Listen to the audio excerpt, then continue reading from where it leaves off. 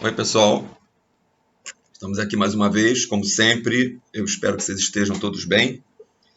E hoje vamos ter mais uma videoaula direcionada para as turmas de História da Arquitetura Brasileira. Hoje nós vamos tratar do período conhecido como ecletismo, aqui no Brasil. E se a gente recordar da nossa última aula, lá eu comentei com vocês que tanto a arquitetura neoclássica como a arquitetura eclética, aqui no Brasil, elas teriam ocorrido, de certa forma, na contramão dos acontecimentos que estavam ocorrendo na Europa. Se na Europa foi a burguesia que se utilizou do neoclássico, e aqui no Brasil, quem vai se utilizar do neoclássico foi a nobreza, com a vinda da família real aqui para o Brasil, mais especificamente para o Rio de Janeiro, tanto na Europa quanto no Brasil, o neoclássico foi utilizado para mostrar que um novo sistema de governo estava sendo implantado. No caso da Europa, era o sistema burguês, republicano. E no caso do Brasil, era o fato do rei estar vindo para a colônia, quer dizer, a colônia estava sendo transformada em metrópole, na verdade. Então havia ali uma mudança significativa, e essa mudança queria ser demonstrada também através da arquitetura.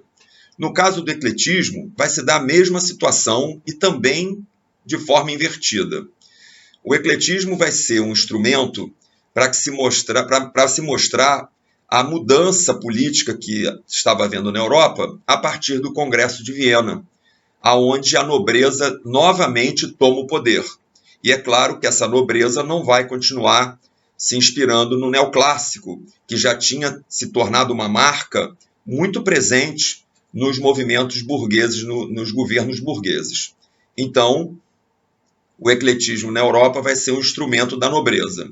E no caso do Brasil, o ecletismo vai acabar sendo um instrumento na mão da burguesia, aquela mesma burguesia que deu o golpe republicano, terminando com a monarquia no Brasil e querendo mostrar dali para frente que agora o Brasil era outro. E com isso, eles vão investir pesadamente numa arquitetura bastante ornamentada, bastante luxuosa.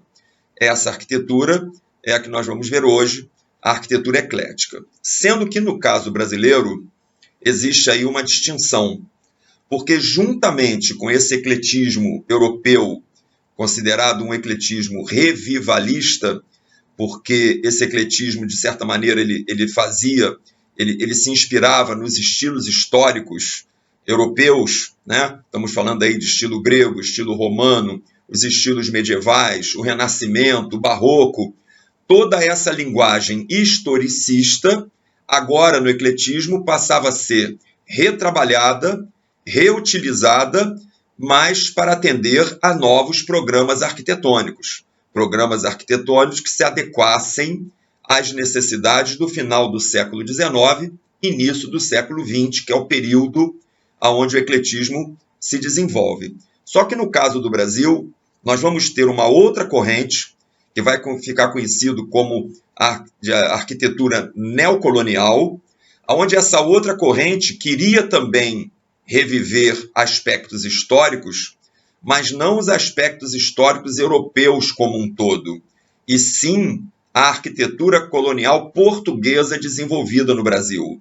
Então, profundos estudos serão efetuados para analisar a arquitetura colonial brasileira, desenvolvida aqui pelos portugueses, que afinal de contas eram quase 500 anos de experiência.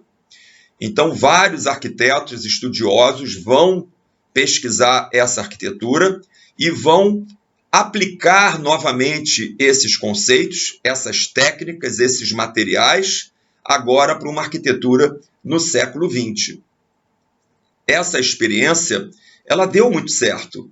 Nós temos diversas e importantes edificações construídas no estilo neocolonial, principalmente prédios públicos, instituições públicas, que com seu estilo marcante fazia com que as pessoas comuns tentassem imitar de certa forma, mesmo que não conseguissem, porque, volto a dizer, os materiais utilizados numa arquitetura neocolonial ou mesmo numa arquitetura eclética, mas agora mais especificamente no neocolonial, a qualidade da mão de obra necessária era muito alta. Com isso, as pessoas comuns acabavam não conseguindo copiar fielmente. Mas mesmo não copiando fielmente, o resultado do conjunto arquitetônico nas nossas cidades era muito agradável. Ok. Tanto a arquitetura neocolonial como a arquitetura eclética, elas vão ter um grande desenvolvimento e uma grande aceitação no início do século XX, principalmente nas suas 3 primeiras décadas. A partir mais ou menos dos anos 30, a arquitetura modernista, então, vai atropelar esses 2 estilos e matando-os completamente. E principalmente matando uma arquitetura estritamente nacional, como era o caso da nossa arquitetura neocolonial.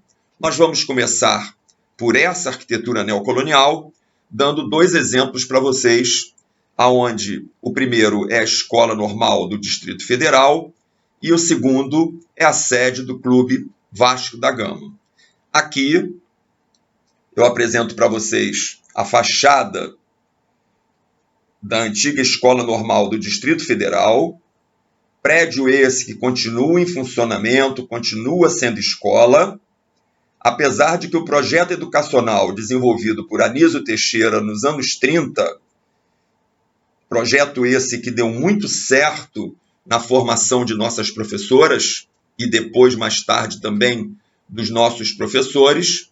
Esse projeto que durante toda a década de 30, toda a década de 40, 50 e 60 formaram uma elite intelectual no Brasil, sem sombra de dúvida.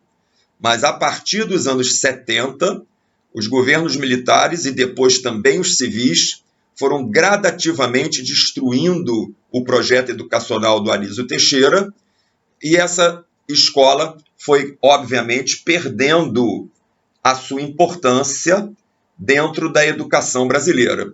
Não era apenas essa escola serviu de modelo para muitas outras espalhadas pelo Brasil inteiro.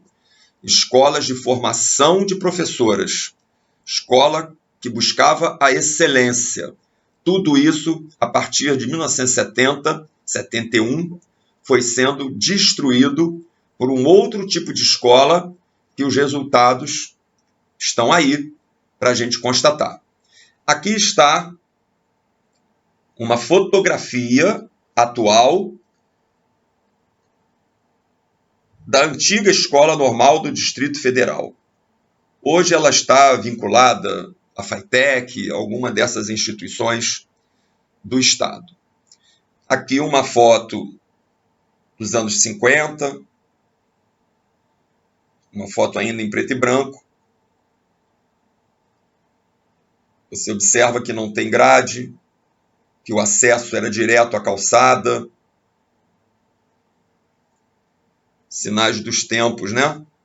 De uma não violência. Você vê que hoje existe uma grade protegendo o interior da escola. Já nos anos 50 e 60, era esse exemplo aqui de civilização.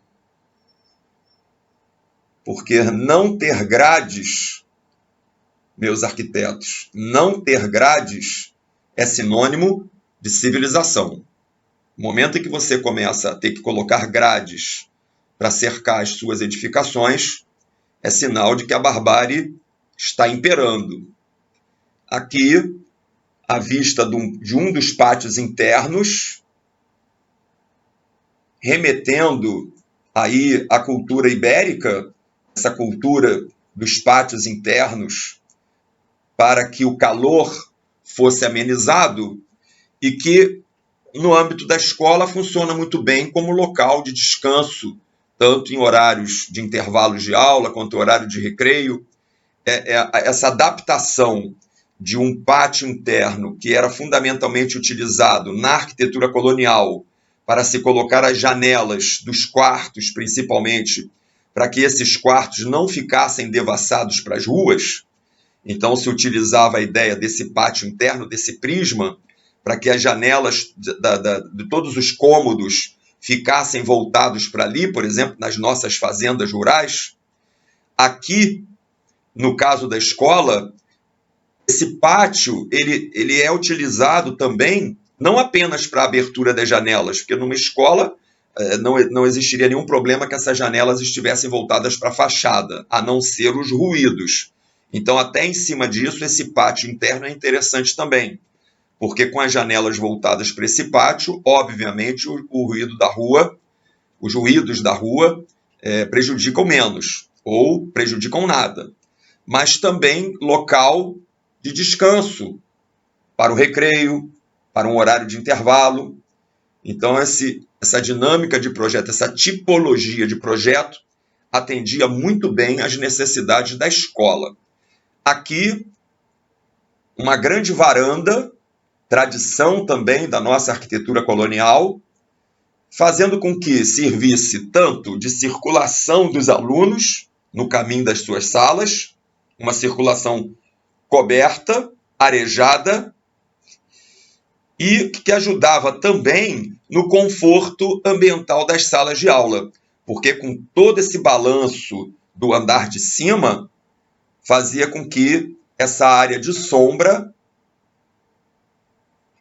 ajudasse no conforto ambiental das salas e das dependências internas.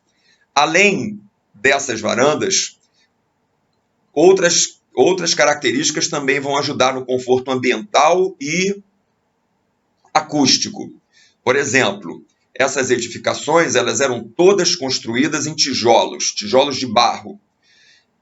Vocês sabem que o barro é bom na proteção do calor, não é? Porque o barro, a argila, ela mantém o ambiente fresco no verão e mantém o ambiente aquecido no inverno. Então, o fato de ser de tijolos e também com as paredes com grande espessura e mais o pé direito bastante alto, todas essas características ajudavam no conforto térmico, no conforto ambiental. Além disso, os telhados dessas edificações também eram feitos em cerâmica, remetendo aos nossos telhados coloniais. Tudo isso sendo em cerâmica, sendo em barro, sendo em argila, fazia com que as temperaturas ficassem mais baixas. Era a arquitetura neocolonial, trazendo toda aquela bagagem adquirida, toda aquela experiência adquirida ao longo de 5 séculos para uma utilidade em pleno século XX. É esse tipo de experiência que a arquitetura modernista vai arrasar. E no lugar disso tudo vai trazer ar-condicionado para a gente gastar aí muita luz com isso. Aqui, uma ornamentação que nos remete, por exemplo, ao barroco, mas também à nossa arquitetura neocolonial, a nossa arquitetura colonial, com esse arco, de certa maneira, esse arco abatido, mas também todo interrompido, como era característica do barroco, e essa moldura em volta do relógio, como era característico nas nossas igrejas, onde essas molduras circundavam os óculos, as rosáceas, por exemplo, os vitrôs. Aqui está circundando um relógio que é um símbolo dessa educação voltada para o mundo moderno, já que na modernidade, por conta da indústria, a nossa vida é movida às horas e não mais à natureza, ao nascer do sol, ao pôr do sol, às estações do ano. Antes da industrialização, a nossa vida era movida por essas questões. O sol nascia, estava na hora de acordar. O sol se punha, estava na hora de dormir. Se estava no tempo da colheita, esse era o trabalho. Se estava no tempo do semeio, esse era o trabalho. Agora não. A partir da indústria, o nosso trabalho é movido pela máquina e pelo relógio. Então, nada mais característico de que uma escola para uma educação do século XX, que o relógio tivesse aí um grande destaque. Aqui, uma imagem aérea, para que a gente perceba todo o conjunto da escola e a tipologia desse projeto? Um projeto onde esses volumes atendem perfeitamente às necessidades de uma escola de formação de professoras, com os seus 2 pátios e com os seus blocos de salas de aulas, laboratórios, centro de pesquisa, auditórios, salão de festas e tudo mais que existe aí dentro. Hoje, de certa forma, muito subutilizado, mas nos áureos tempos funcionavam perfeitamente. Aqui, a imagem de mais um desses pátios internos, onde a gente pode perceber as varandas, os arcos, os materiais já feitos em série, como esses guarda-corpos,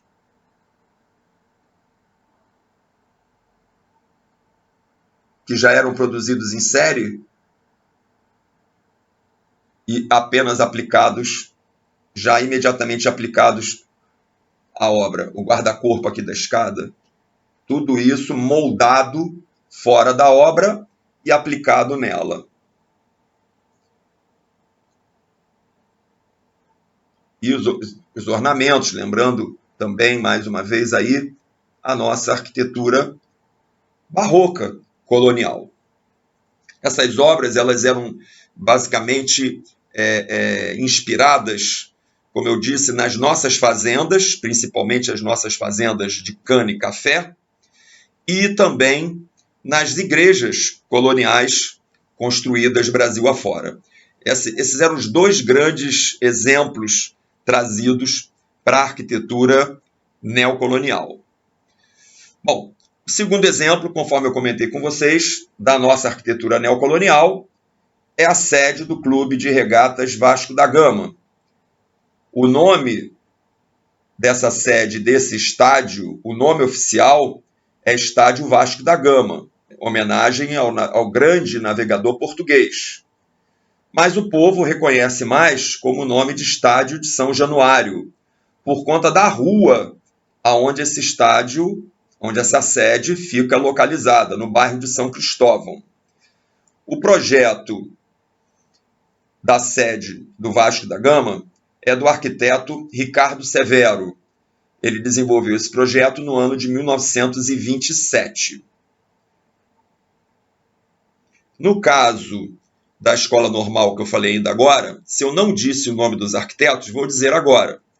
Os arquitetos foram Brunhes e Cortês, e eles desenvolveram o projeto entre os anos de 1927 e 1930.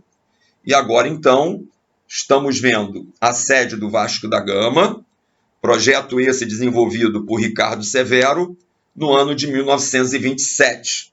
Aqui está uma representação da fachada original do prédio, que depois sofreu algumas modificações.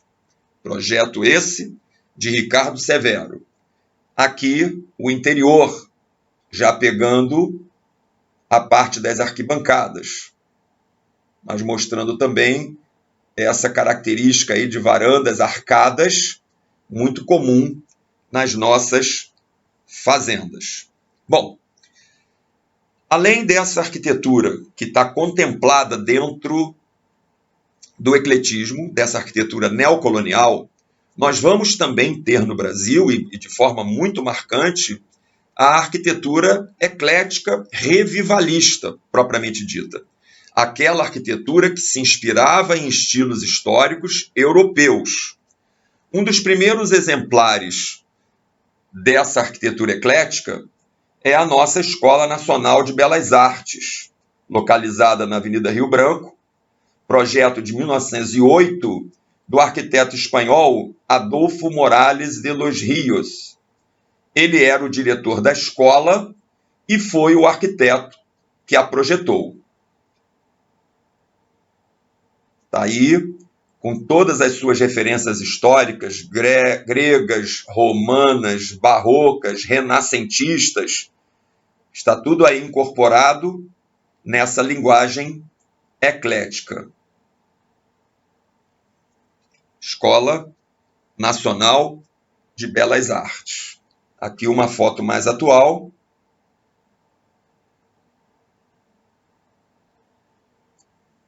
Mostrando essa mescla de estilos históricos. O grande desafio para um arquiteto do ecletismo, além de pesquisar os estilos históricos e conhecê-los bem, era fazer com que essa mistura de estilos, no final, tivesse um resultado harmônico. Isso, a gente olhando para uma obra dessa, pode parecer simples, mas não é não. Porque a chance de você criar algo muito pesado, sabe, uma estética muito agressiva, muito grosseira, era muito fácil disso acontecer. Essas obras, elas também são reverenciadas exatamente pelo ponto certo da mistura desses estilos. E claro que pela adequação, porque afinal de contas a arquitetura não é cópia, pela adequação dessas características a um novo programa arquitetônico, a um programa arquitetônico do século XX. Outro exemplo que nós vamos mostrar, acho que o mais famoso deles todos, que é o nosso Teatro Municipal, um projeto desenvolvido de 1904 a 1909, um projeto que foi baseado, inspirado na Ópera de Paris, do arquiteto Charles Garnier, aonde os nossos arquitetos Francisco de Oliveira Passos e Alberto Gilbert ganharam o concurso para desenvolvimento desse projeto. Ele efetivamente lembra muito a Ópera de Paris, o que é um mérito, considerando o que se pensava no momento do ecletismo. Esse projeto ter conseguido se inspirar de uma maneira criativa na obra de Garnier, isso era tido como um mérito que depois o modernismo vai querer deturpar. Tá? Mas a gente precisa, como sempre, tentar voltar ao período do qual aquela arquitetura estava sendo feita. E o que esses dois arquitetos conseguiram, se inspirando na Ópera de Paris, pegando o que a Ópera de Paris tinha de importante, de interessante, e sabendo fazer esse novo arranjo, isso na época foi muito inspirador e muito enaltecido. O modernismo depois é que vai querer deturpar essa situação para se impor enquanto uma nova estética, um novo pensamento. Aqui temos uma perspectiva mais abrangente. É sempre interessante, quando a gente está analisando uma arquitetura eclética, perceber, sim, os estilos históricos, mas também perceber as novas tecnologias utilizadas. Então, tudo que vocês estiverem vendo aqui, que remeta à estrutura metálica, tudo isso já estava sendo desenvolvido pela indústria. Inclusive os objetos ornamentais, que se antes esses objetos eram esculpidos, agora eles são fundidos em oficinas. A mão do artista existe, mas não é mais aquela mão em cada objeto, porque o artista agora entra construindo a forma. E nessa forma você pode então moldar esses elementos artísticos em série, já dando aí uma ideia de industrialização nesses ornamentos artísticos e arquitetônicos. Então, todos esses acabamentos que vocês estão vendo aqui, que em outras épocas seriam moldados em loco, agora são moldados, por exemplo, numa oficina. Mesmo essas peças em mármore, por exemplo, as colunas. Essas colunas, no tempo da Grécia, elas se tornavam circulares com lá o martelinho e o formão do escultor. Agora não. Esses blocos de mármore são colocados em tornos elétricos. É claro que tem a mão ali também do artesão, mas esse artesão ele não é mais um escultor ao pé da letra. Ele, na verdade, ele é um operador desse torno. Tem que ter talento, tem que ter criatividade, sem sombra de dúvidas. Por isso ele continua sendo um artista. Mas agora ele tem o apoio das máquinas, o que é muito bom, porque facilitou a vida dele. Mas é algo de diferente. E aqui dentro, todo o esplendor de materiais, na sua grande maioria, importado da Europa, vidros importados para produzir os vitrôs, o mármore, normalmente de Carrara, e por aí vai. Na sua grande maioria, esses materiais foram todos importados, o que não combina muito conceitualmente com o ideário republicano, que se dizia austero. Estamos vendo a austeridade. No caso do teatro, é muito bom até que tenha sido assim, porque um teatro tem sempre um apelo social. Mas a República não ficou só no apelo social. Eles vão ostentar também uma riqueza, uma opulência em prédios públicos, em prédios administrativos, que não necessariamente ajudam tanto assim no campo social. Teatro é indiscutível, ainda bem que fizeram. Poderiam ter feito também mais teatros, mais escolas, apesar de que fizeram bastante escolas também, principalmente no estilo neocolonial. Mas muitas outras repartições, onde se gastou muito dinheiro, não era absolutamente necessário. Mas, de qualquer forma, são obras ricas, belas, arquitetonicamente falando, então vale a pena que a gente aprecie,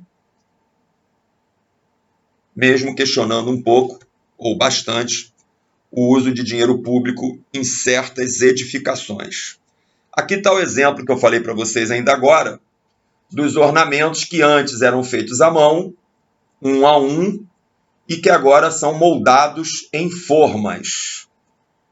Todos esses arremates, que antes seriam esculpidos na própria obra, agora são desenvolvidos em oficinas e depois trazidos para as edificações. Próximo exemplo da nossa arquitetura eclética, a Biblioteca Nacional, um projeto que foi de 1905 a 1910, também localizado na Avenida Rio Branco, e isso tem um motivo.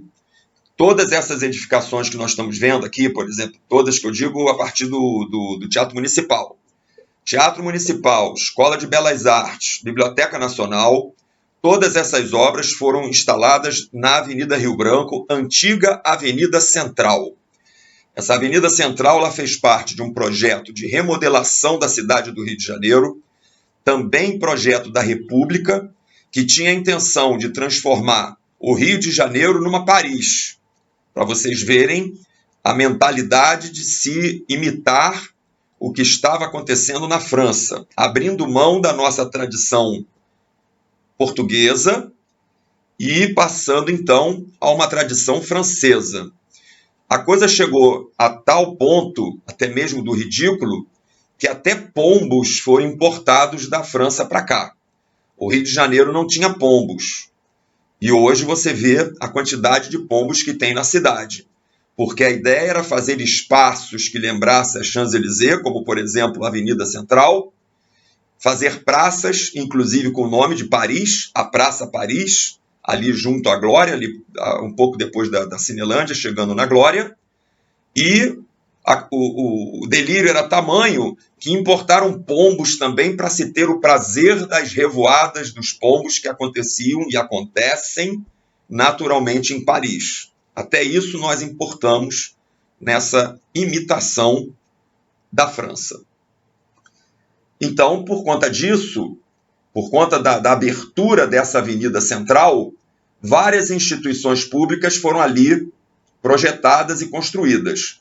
No caso, mais uma importantíssima, e ainda bem que fizeram, a nova sede da Biblioteca Nacional. Projeto esse desenvolvido pelo general Francisco Marcelino de Souza Aguiar. Ele vai desenvolver esse projeto entre 1905 e 1910. Aqui no detalhe, reparem que esse projeto é muito mais puxado para uma arquitetura clássica, greco-romana, uma linguagem mais sóbria, mais austera do que do teatro municipal, que já se inspirava também bastante na questão do barroco, né, da mistura do barroco. Aqui, uma arquitetura mais clássica, mais greco-romana.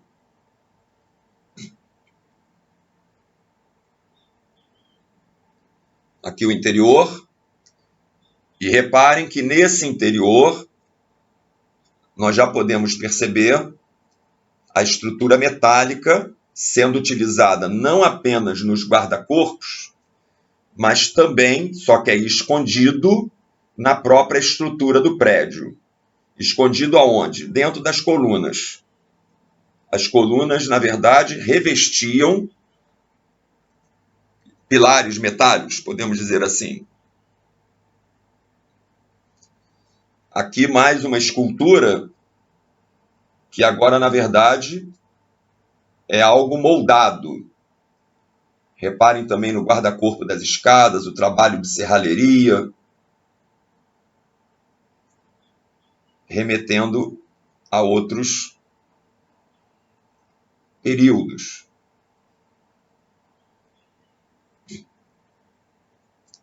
Lá no alto, podemos ver uma abóbada transformada em clarabóia por conta das novas tecnologias.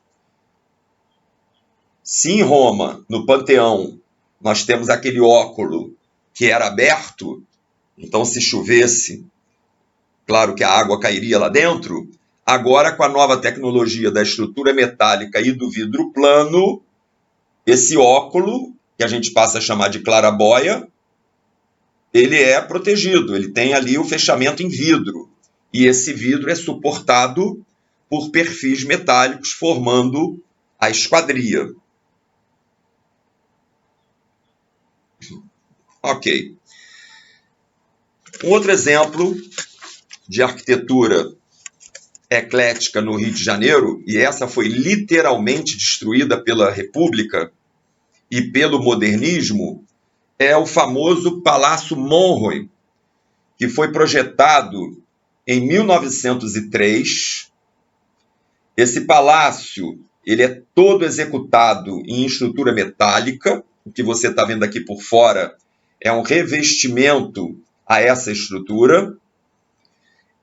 Ele foi projetado para uma feira internacional ocorrida nos Estados Unidos em 1904, na cidade de St. Louis. Tanto é que o nome dele era Palácio St. Louis.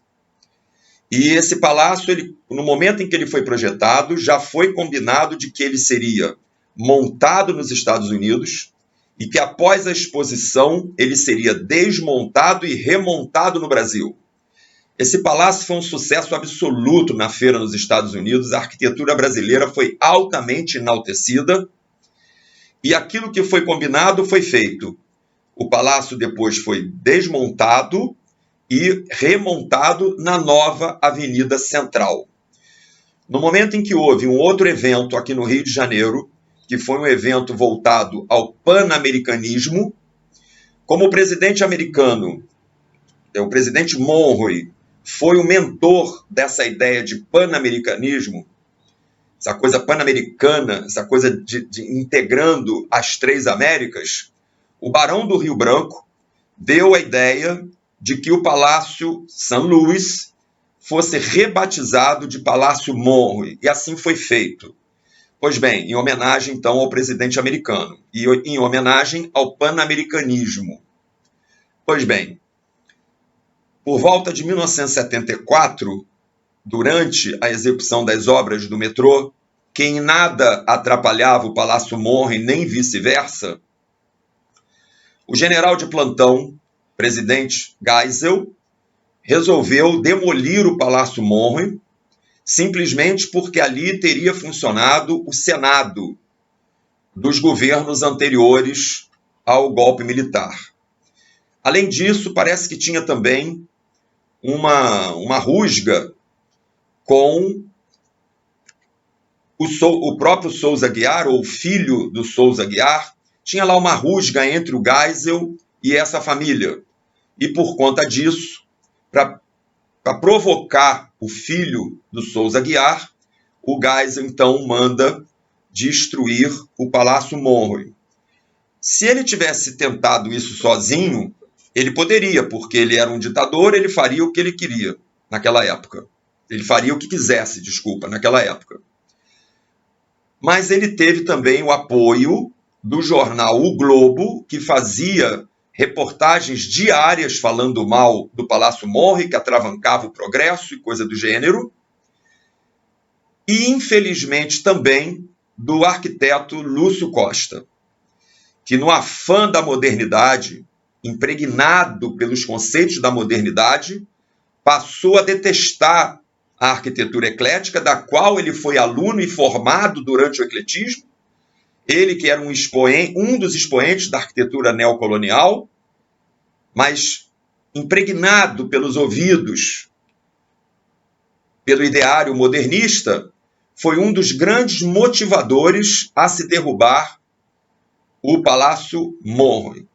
Então, esse tripé, Geisel, o Globo e Lúcio Costa, acabaram tendo força suficiente para destruir esse belíssimo exemplar de arquitetura, de patrimônio e de arquitetura brasileira. Arquitetura eclética brasileira, historicista, revivalista. Está aqui o projeto, desenvolvido pelo mesmo Souza Aguiar, Francisco Marcelino de Souza Aguiar.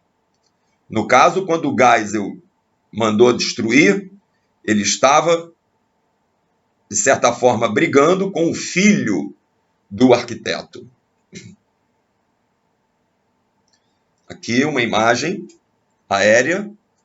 Ele ficava bem na entrada, bem no início da Avenida Rio Branco, onde hoje no local tem uma praça que ninguém frequenta, a Praça Mahatma Gandhi. E embaixo dessa praça, um estacionamento que cobra uma fortuna para que as pessoas parem lá. Um estacionamento da prefeitura, no lugar dessa obra-prima do ecletismo brasileiro. E assim ficou o Palácio Monroe depois da sua destruição. E toda a decoração, mobiliário, os materiais foram todos leiloados a preços ridículos, como, aliás, a República já tinha feito no Palácio da Quinta da Boa Vista. O que tem de gente com obras que são nossas, obras públicas, que pertenciam a Dom João, a Dom Pedro I, a Dom Pedro II e a Princesa Isabel, que no momento da República as pessoas invadiram o Palácio da Quinta da Boa Vista e roubaram os objetos, é uma grandeza. É uma grandeza. Mas aqui houve leilão, só que os leilões eram tudo entre amigos.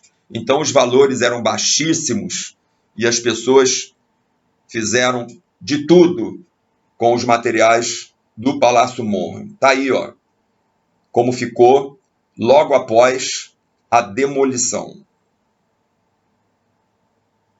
E o trilho do metrô passou tranquilamente ao largo do Palácio Monroe. Depois quiseram colocar a culpa no metrô, mas o metrô, muito pelo contrário, o metrô refez os projetos, passando todos os trilhos. Tem fotos na internet para vocês verem isso.